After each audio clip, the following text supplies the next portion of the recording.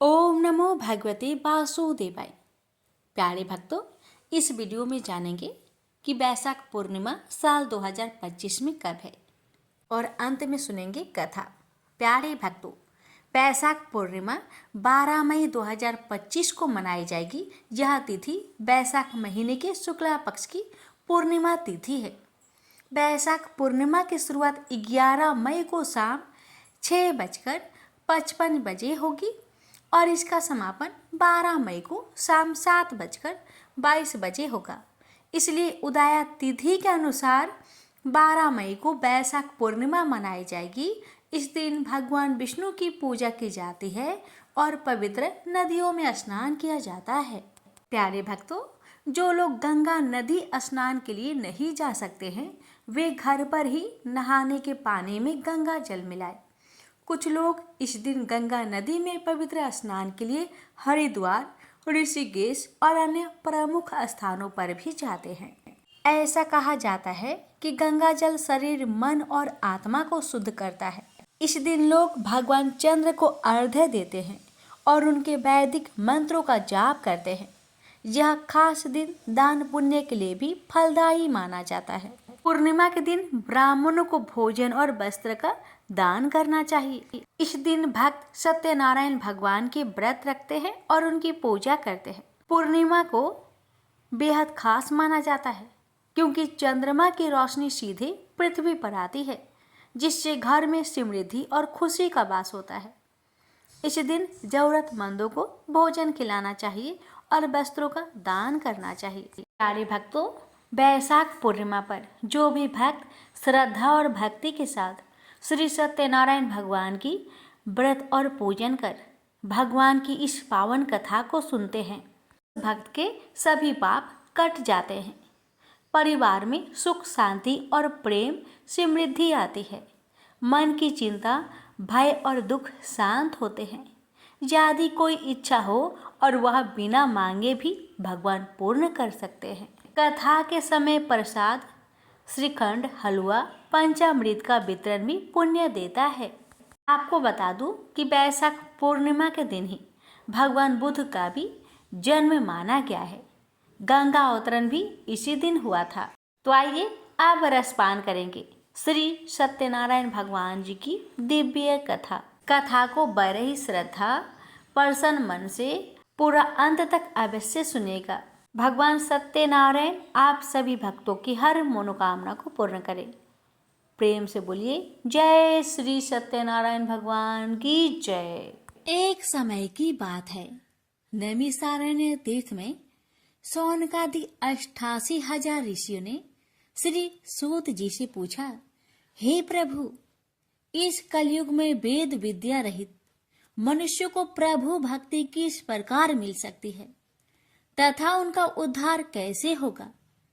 हे मुनि श्रेष्ठ, कोई ऐसा तप बताइए जिससे थोड़े समय में ही पुण्य मिले और मनोवांछित फल भी मिल जाए। इस प्रकार की कथा सुनने की हम इच्छा रखते हैं।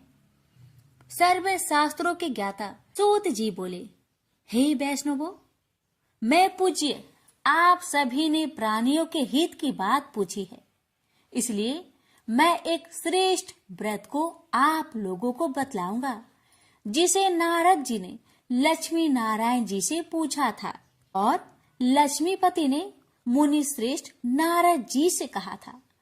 आप सब इसे ध्यान से सुनिए। एक समय की बात है, योगीराज नारद जी दूसरों के हित की इच्छा लिए अनेकों लोकों में घूमते हुए मृत्यु लोक में आ पहुंचे। यहाँ उन्होंने अनेक योनियों में जन्मे प्राय सभी मनुष्यों को अपने कर्मों द्वारा अनेकों दुख से पीड़ित देखा। उनका दुख देख नारद जी सोचने लगे कि कैसा यत्न किया जाए, इसके करने से निश्चित रूप से मानव के दुखों का अंत हो जाए। इसी विचार पर मनन करते हुए वह विष्णु लोक में गए। वह देवों के इस भगवान नारायण की स्तुति करने लगे, जिनके हाथों में शंख, चक्र, गदा और पद्म थे। गले में वरमाला पहने हुए थे। स्तुति करते हुए नारद जी बोले, हे भगवान, आप अत्यंत शक्ति से संपन्न हैं। मन तथा वाणी भी आपको नहीं पा सकती है। आपका यदि मध्य तथा अंत नहीं है, निर्गुण स्वरूप सृष्टि के कारण भक्तों के दुख को दूर करने वाले, आपको मेरा नमस्कार है। नारद जी की स्तुति सुन विष्णु भगवान बोले, हे मुनि श्रेष्ठ, आपके मन में क्या बात है? आप किस काम के लिए पधारे हैं, उसे निसंकोच कहो। इस पर नारद मुनि बोले कि मृत्यु लोक में अनेक योनियों में जन्मे मनुष्य अपने कर्मों के द्वारा अनेकों दुख से दुखी हो रहे हैं।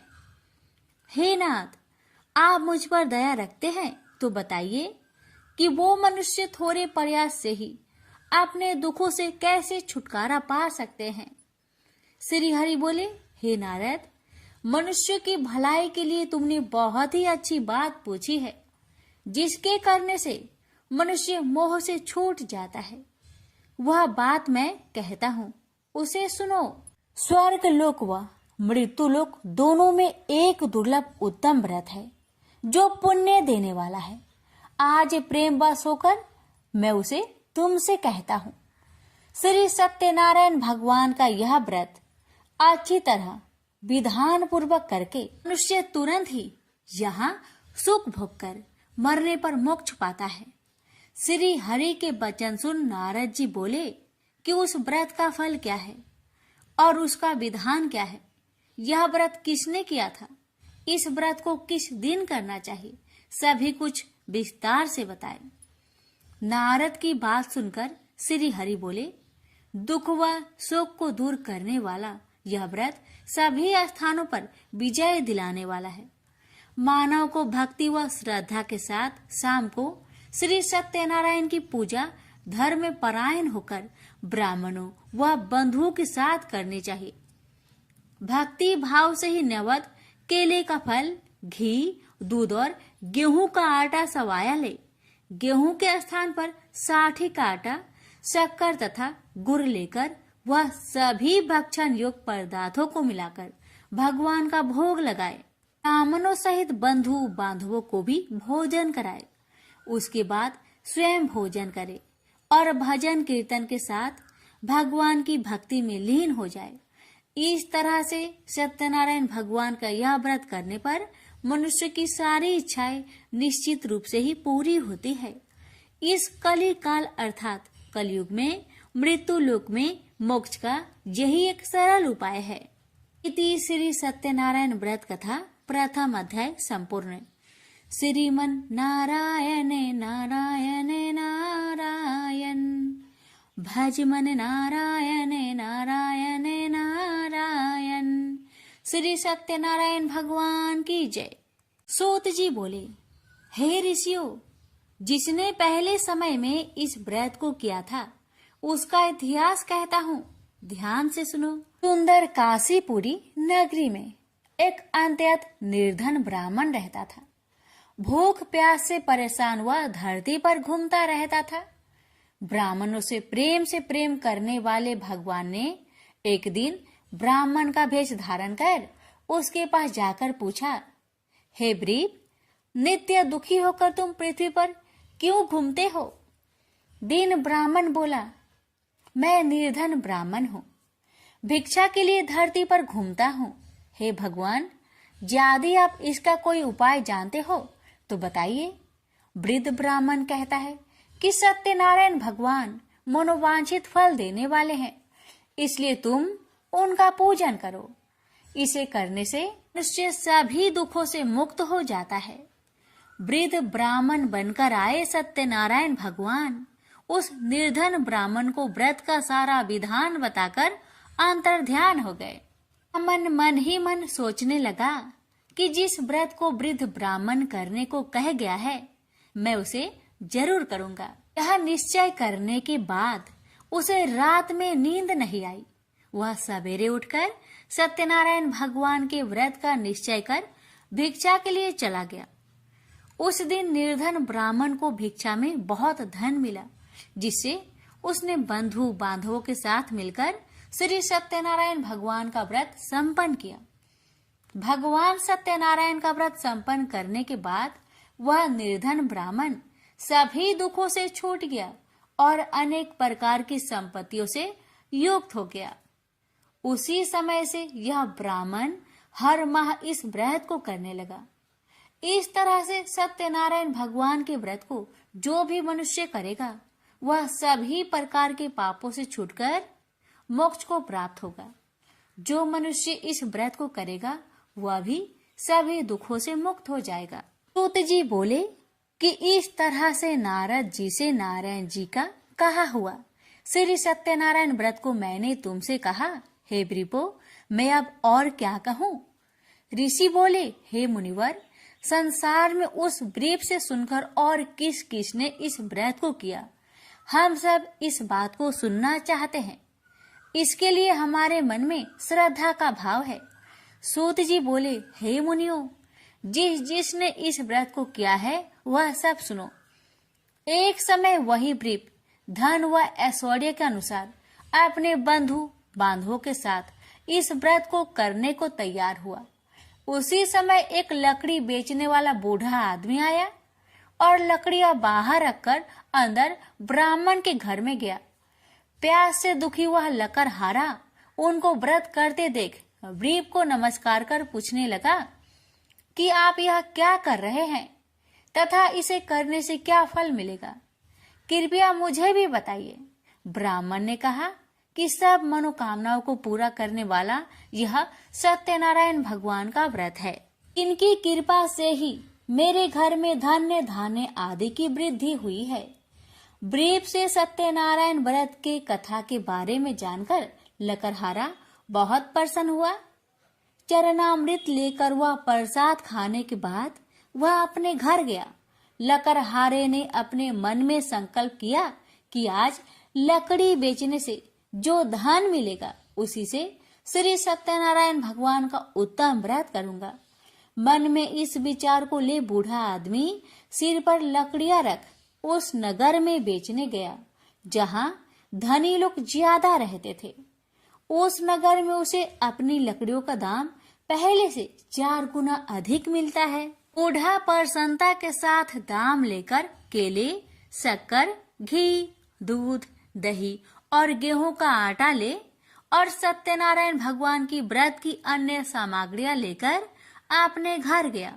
वहां उसने अपने बंधु बांधवों को बुलाकर विधि विधान से सत्यनारायण भगवान का पूजन और व्रत किया।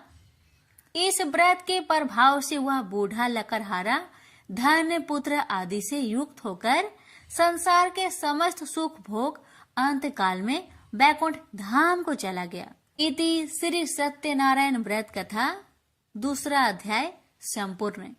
श्रीमन नारायण नारायण नारायण भज मन नारायण नारायण नारायण।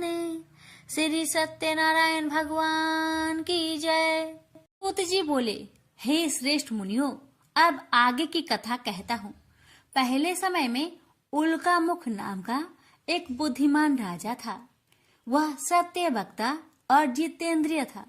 प्रतिदिन देव स्थानों पर जाता और निर्धनों को धन देकर उनके कष्ट दूर करता था।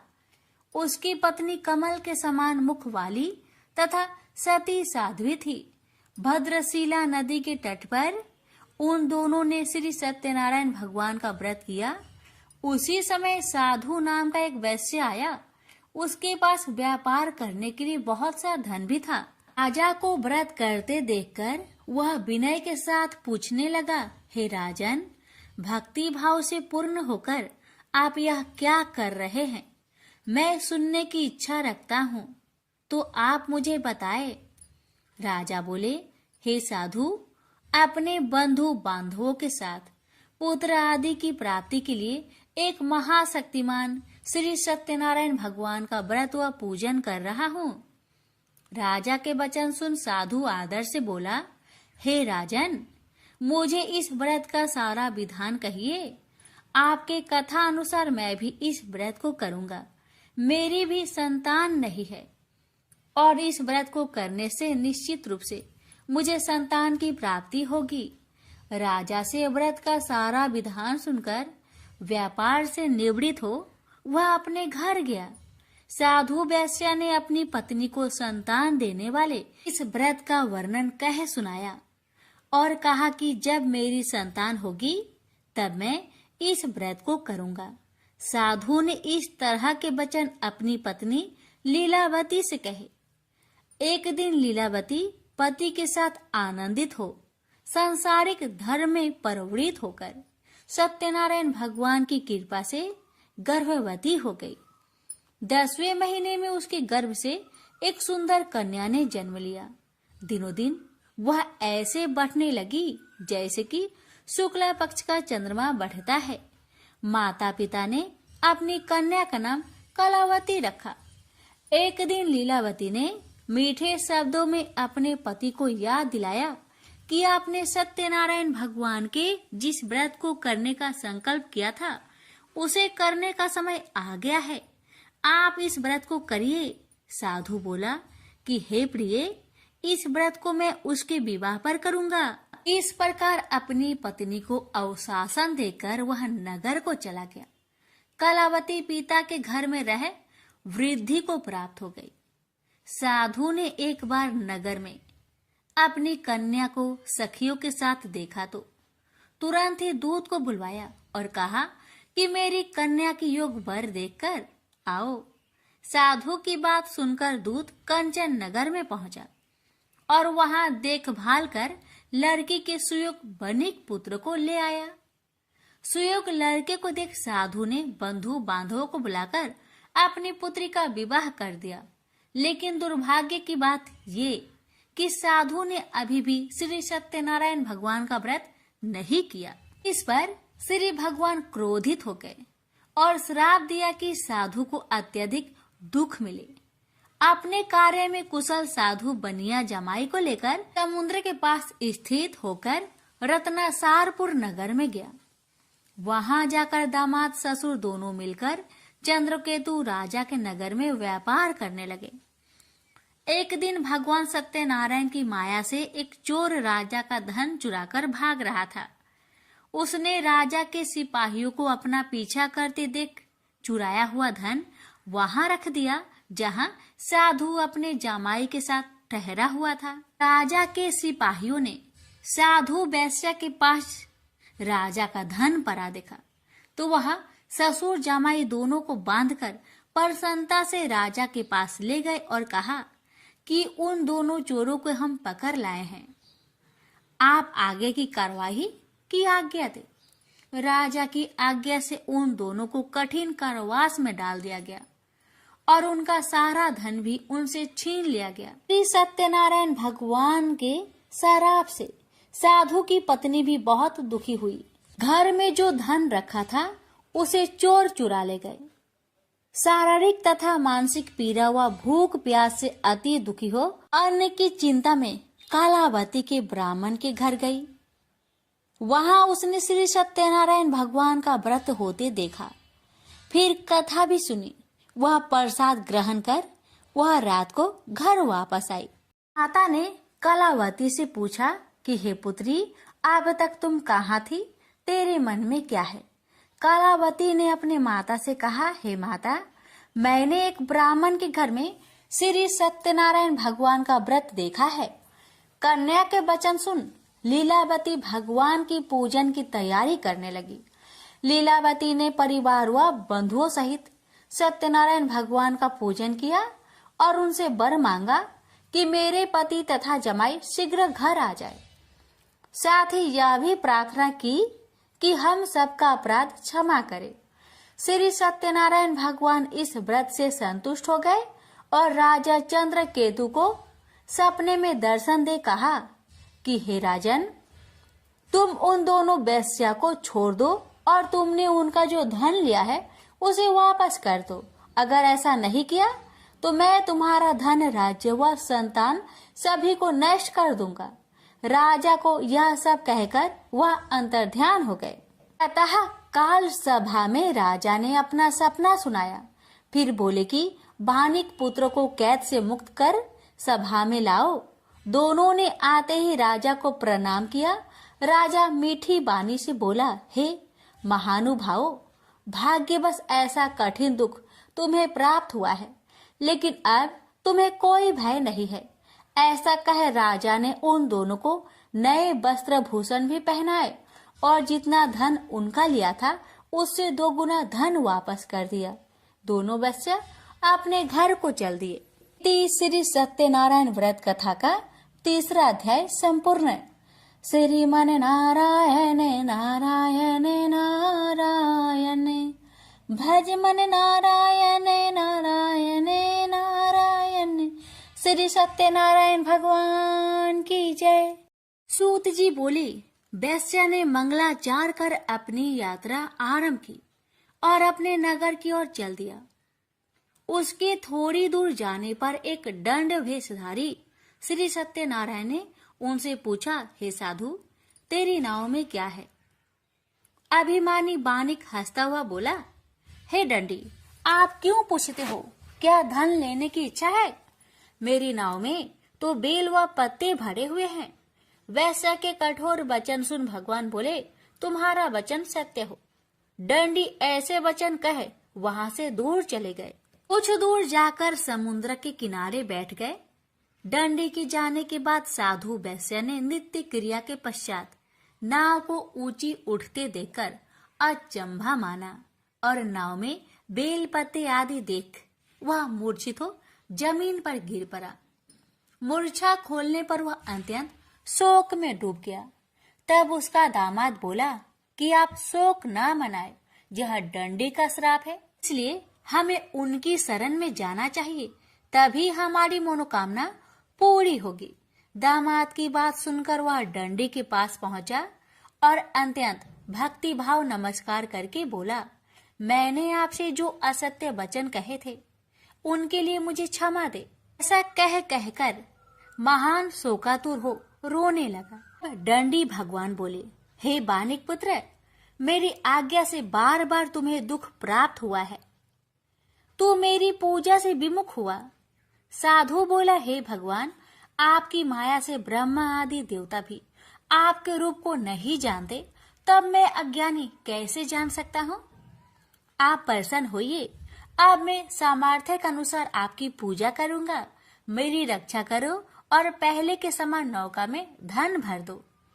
साधु वैश्य के भक्ति पूर्वक वचन सुनकर भगवान प्रसन्न हो गए और उसकी इच्छा अनुसार वरदान देकर अंतर्ध्यान हो गए। ससुर जमाई जब नाव पर आए तो नाव धन से भरी हुई थी। फिर वही अपने अन्य साथियों के साथ सत्यनारायण भगवान का पूजन कर अपने नगर को चल दिए। जब नगर के नजदीक पहुंचे तो दूत को घर पर खबर करने के लिए भेज दिया। दूत साधु की पत्नी को प्रणाम कर कहता है कि मालिक अपने दामाद सहित नगर के निकट आ गए हैं। दूत की बात सुन साधु की पत्नी लीलावती ने बड़े हर्ष के साथ सत्यनारायण भगवान का पूजन कर अपनी पुत्री कलावती से कहा कि मैं अपने पति के दर्शन को जाती हूँ, तू कार्य पूर्ण कर शीघ्र आ जाना। माता के ऐसे वचन सुन कलावती जल्दी में प्रसाद छोड़ अपने पति के पास चली गई। प्रसाद की अवज्ञा के कारण श्री सत्यनारायण भगवान रुष्ट हो गए और नाव सहित उसके पति को पानी में डुबो दिए। कलावती अपने पति को वहां ना पाकर रोती हुई जमीन पर गिर गई। नौका को डूबा हुआ देख वह कन्या को रोता देख साधु दुखी होकर बोला कि हे प्रभु, मुझसे तथा मेरे परिवार से जो भूल हुई है उसे क्षमा करे। साधु के दीन वचन सुनकर श्री सत्यनारायण भगवान प्रसन्न हो गए और आकाशवाणी हुई, हे साधु, तेरी कन्या मेरे प्रसाद को छोड़कर आई है, इसलिए उसका पति अदृश्य हो गया है। यदि वह घर जाकर प्रसाद खाकर लौटती है तो इसे उसका पति अवश्य मिलेगा। ऐसी आकाशवाणी सुन कलावती घर पहुंचकर प्रसाद खाती है और फिर आकर अपने पति के दर्शन करती है। उसके बाद साधु अपने बंधु बांधवों सहित श्री सत्यनारायण भगवान का विधि विधान से पूजन करता है। इस लोक का सुख भोग वह अंत में स्वर्ग जाता है। इति श्री सत्यनारायण व्रत कथा 4th अध्याय संपूर्ण। श्रीमन नारायण नारायण नारायण, भज मन नारायण नारायण नारायण। श्री सत्यनारायण भगवान की जय। श्री सूत जी बोले, हे ऋषियों, मैं और भी एक कथा सुनाता हूँ, उसे भी ध्यान पूर्वक सुनो। प्रजा पालन में लीन तुंगध्वज नाम का एक राजा था। उसने भी भगवान का प्रसाद त्याग कर बहुत ही दुख प्राप्त किया। एक बार वन में जाकर वन्य पशुओं को मारकर वह बर के पेड़ के नीचे आया। वहां उसने ग्वालों को भक्ति भाव से अपने बंधुओं सहित सत्यनारायण भगवान का पूजन करते देखा। अभिमानवश राजा ने उन्हें देखकर भी पूजा स्थान में नहीं गया, न ही उसने भगवान को नमस्कार किया। ग्वालों ने राजा को प्रसाद दिया, लेकिन उसने वह प्रसाद नहीं खाया और प्रसाद को वहीं छोड़कर वह अपने नगर को चला गया। जब वह नगर में पहुंचा तो वहां सब कुछ तहस नहस हुआ पाया, तो वह शीघ्र ही समझ गया कि यह सब भगवान ने ही किया है। वह दोबारा ग्वालों के पास पहुंचा और विधि पूर्वक पूजा कर प्रसाद खाया, तो श्री सत्यनारायण भगवान की कृपा से सब कुछ पहले जैसा हो गया। दीर्घ काल तक सुख भोगने के बाद मरोना उपरांत उसे स्वर्ग लोक की प्राप्ति हुई। तो मनुष्य परम दुर्लभ इस व्रत को करेगा तो भगवान सत्यनारायण की अनुकंपा से उसे धन्य धान्य की प्राप्ति होगी। निर्धन धनी हो जाता है और भय मुक्त हो जीवन जीता है। संतानहीन मनुष्य को संतान सुख मिलता है और सारे मनोरथ पूर्ण होने पर मानव अंत काल में वैकुंठ धाम को जाता है। सूत जी बोले, जिन्होंने पहले इस व्रत को किया है, अब उनके दूसरे जन्म की कथा कहता हूँ। वृद्ध संतानंद ब्राह्मण ने सुदामा का जन्म लेकर मोक्ष की प्राप्ति की। लकरहारे ने अगले जन्म में निषाद बनकर मोक्ष प्राप्त किया। उल्कामुख नाम का राजा दशरथ होकर बैकुंठ को गए। साधु नाम के वैश्य ने मोरध्वज बनकर अपने पुत्र को आरे से चीरकर मोक्ष पाया। महाराज तुंगध्वज ने स्वयंभू होकर भगवान में भक्ति युक्त हो कर्म कर मोक्ष पाया। श्री सत्यनारायण व्रत कथा का 5वां अध्याय संपूर्ण हुआ। श्रीमन नारायण नारायण नारायण, भज मन नारायण नारायण नारायण। श्री सत्यनारायण भगवान की जय। अब सुनिए श्री सत्यनारायण भगवान जी की आरती। जय लक्ष्मी रमना स्वामी, जय लक्ष्मी रमना, सत्यनारायण स्वामी जनपातक हरना। जय लक्ष्मी रमना स्वामी, जय लक्ष्मी रमना। रत्न जरित सिंहासन अद्भुत छवि राजे, नारद करत नीराजन घंटा बनवाजे। जय लक्ष्मी रमना स्वामी, जय लक्ष्मी रमना। प्रकट भय कली कारण दीज को दर्श दियो, बूढ़ो ब्राह्मण बन करे कंचन महल कियो।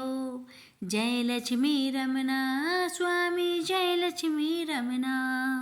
दुर्बल भील कठारो जिन पर कृपा करी, चंद्रचूड़ इक राजा तिनकी विपत्ति हारी। जय लक्ष्मी रमना स्वामी, जय लक्ष्मी रमना। वैश्य मनोरथ पायो श्रद्धा तज दिन है, सो फल भोग्यो प्रभु जी फिर स्तुति किन्हे। जय लक्ष्मी रमना स्वामी, जय लक्ष्मी रमना। भाव भक्ति के कारण छिन छिन रूप धरियो, श्रद्धा धारण किन्हे तिनको काज सरो। जय लक्ष्मी रमना स्वामी, जय लक्ष्मी रमना। ग्वाल बाल संग राजा वन में भक्तिकारी, मनवांछित फल दिन हो दिन दयालु हरि। जय लक्ष्मी रमना स्वामी, जय लक्ष्मी रमना। चढ़त प्रसाद सवायो कदली फल मेवा, धूप दीप तुलसी से राजी सत्य देवा। जय लक्ष्मी रमना स्वामी, जय लक्ष्मी रमना। सत्यनारायण जी की आरती जो कोई नर गावे। सत्यनारायण जी की आरती जो कोई नर गावे। रिद्धि सिद्धि सुख संपत्ति सहज रूप पावे। जय लक्ष्मी रमना स्वामी जय लक्ष्मी रमना। प्रेम से बोलिए श्री सत्यनारायण भगवान जी की जय।